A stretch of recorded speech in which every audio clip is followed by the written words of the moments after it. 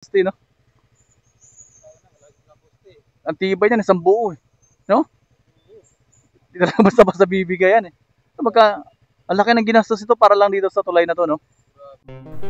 Bitbit Bridge, isa sa mga kilalang tulay na matatagpuan sa Barangay San Lorenzo dito sa North Sagaray sa Bulacan. At ito ay nakatayo sa mismong ilog ng Bitbit River. At ito ay dinarayo tuwing weekend dahil sa may malinis at magandang at malinaw na ilog.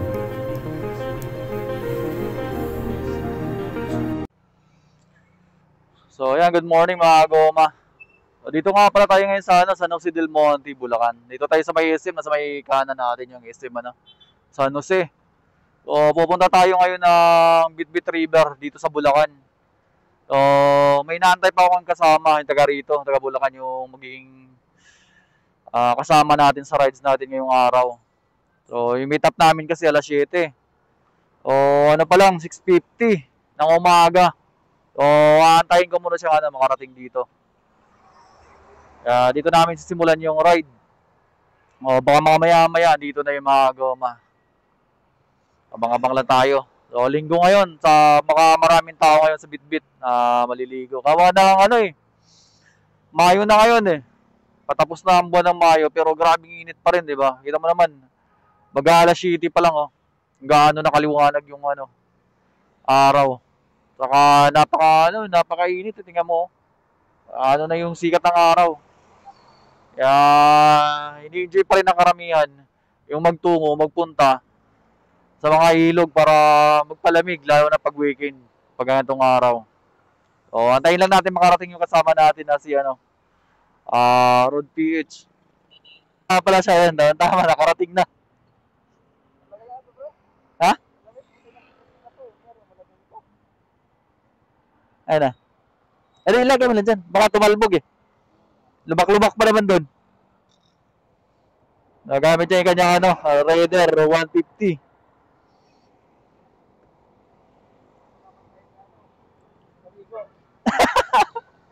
Ay, dala ka dalit. Ba't mo nila yung box mo? Bibilang ko nga rin sa akin ito. Nag-order na ako, di pa dumating eh. Oo. Hindi yung ganito. Nabali.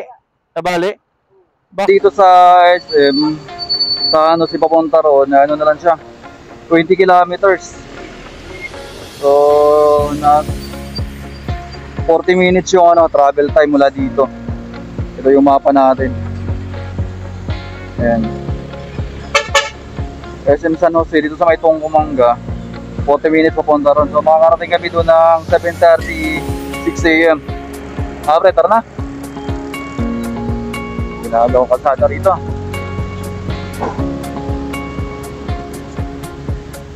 North Sagaray na. Kawa ng Republic din. Yung mga factory na simento. Ayun, nasa kanan natin. Bakit na tayo ng bundok. So, ayun dito sa navigation natin, 23 minutes pa bago tayo makarating ng Bitbit River. First time ko pumunta rito, mga goma. Wala akong idea dito sa lugar. Ano makikita natin ngayon, ang inasabi natin, makakamitin. Mga bato dito, ang tutulis. Ayun hindi nasa taas natin.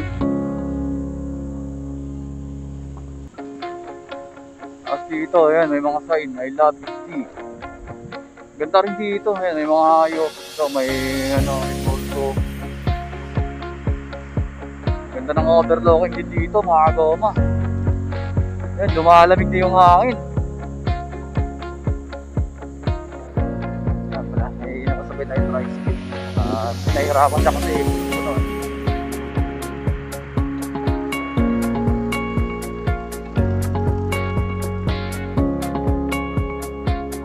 tricycle, tapos forwards kung nasa harap, kaya mabagal yung takbo natin. Sarap dito, ang ganda ang dilim, ang lamig.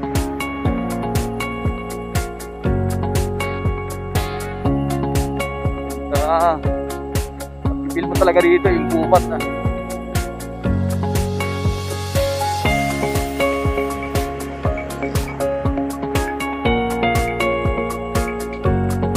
Ito pala rito. Isang minuto na lang. Makakarating na tayo.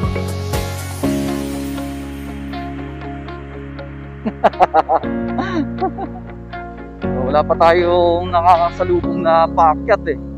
Puro pababa pa lang yung mga tao. Ganda, sarap dito.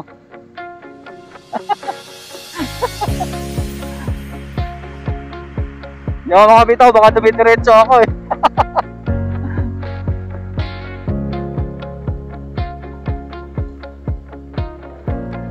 Ayan, pabitaw.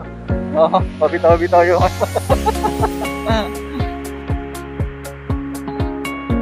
okay sa kanya kasi may engine brake tayo, spotter wala, dire-diretso tayo. Ayun na, bit-bit. Kita na natin yung sided.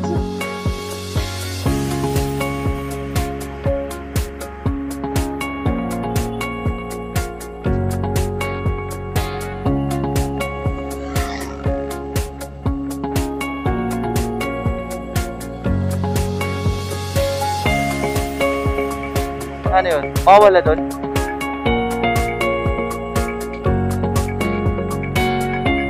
Dalawa pala to?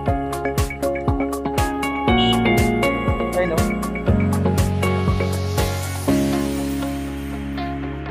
Ay, ito yung tulay. Baka yung ilog yata sa kapila. Tawid tayo dito sa ano. Dito muna tayo.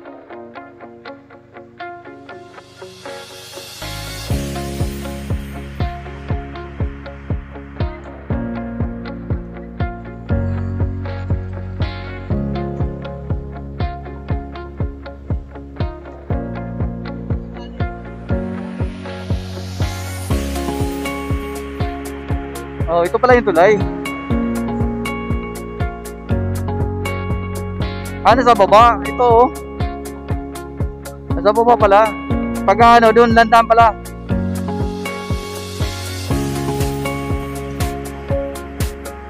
Lipat na tayo ng drone. Ha? Oo. Dala, ihi mo na.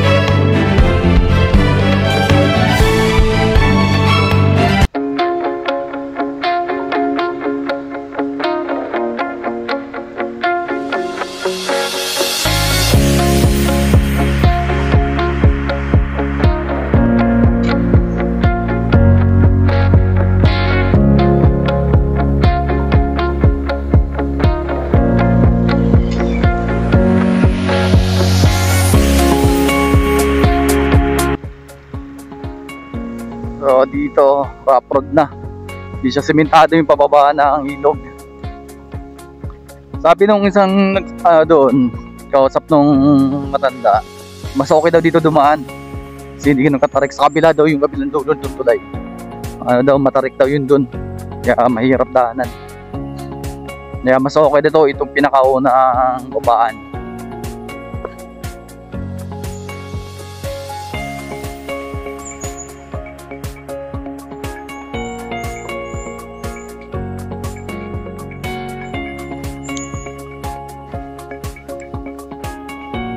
Ang lalaki pala ng poste nito, no? Ang lalaki pala ng poste, no? Ang tibay niyan, isang buo, eh. No?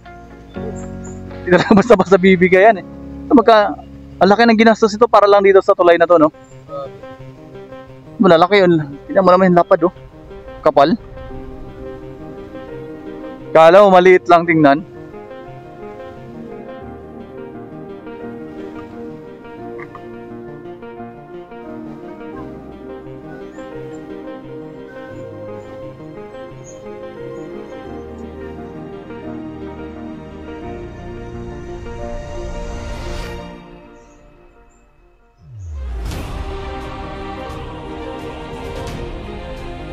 Kano kaya parking? Bago madami pa rin tao dito naliligo. Punong-puno ang Bitbit ngayon. I love Bitbit.